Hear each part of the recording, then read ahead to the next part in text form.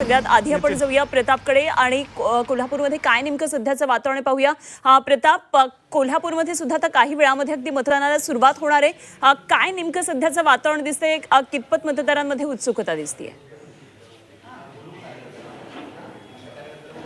नक्कीच अनुपमा, 10 वर्षानंतर कोल्हापूरकरांना मतदान करता येणार आहे। कारण आपण पाहतो की राष्ट्रवादी आणि काँग्रेसची 5 वर्षाची सत्ता आणि त्याच्यानंतर 5 वर्ष प्रशासक राज्य, त्यामुळे आपण पाहतो की या मतदानाकडे सर्वांचं लक्ष लागून राहिलेलं आहे। प्रत्येक जण मतदानासाठी उत्सुक असल्याचं दिसून येतंय, पण मतदान केंद्रापर्यंत तो पोहोचतो का हे पाहणं महत्त्वाचं आहे। एकूणच आपण पाहतो की पूर्णपणे या ठिकाणी तयारी झालेली आहे। एकूण जर आपण पाहिलं तर कोल्हापुरात जवळपास 20 प्रभागासाठी 81 जागा आहेत आणि त्यासाठी 327 उमेदवार निवडणुकीच्या रिंगणात आहेत। त्यासाठी आपण पाहतो की सर्व आता चेकिंग जे आहे किंवा तपासण्या झालेल्या आहेत। फक्त आता मतदार कधी येणार आणि वोटिंग कधी सुरू होणार एवढेच औपचारिकता राहिलेली असं आपल्याला म्हणता येईल।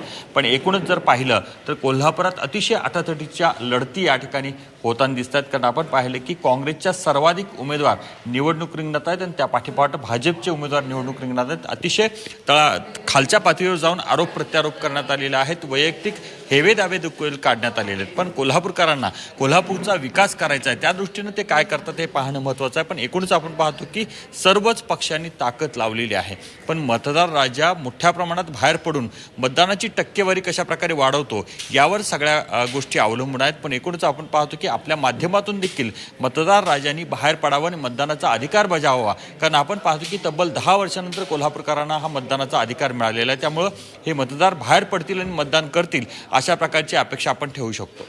अगदी प्रताप, एक कोल्हापुरामधून एक अपडेट येते आहे। पैसे वाटपासंदर्भात बरेच आरोप होतात, त्याचे व्हिज्युअल सुद्धा आता आपण प्रेक्षकांना दाखवतोय। काय नेमकी सगळी घडामोड घडलेली आहे? खरं तर रात्री आपण पाहतो की शिवसेना उभाटा गटाकडून पैसे वाटप करण्यात आले अशा प्रकारचा व्हिडिओ एका ठिकाणी जाहीर करण्यात आलेला आहे।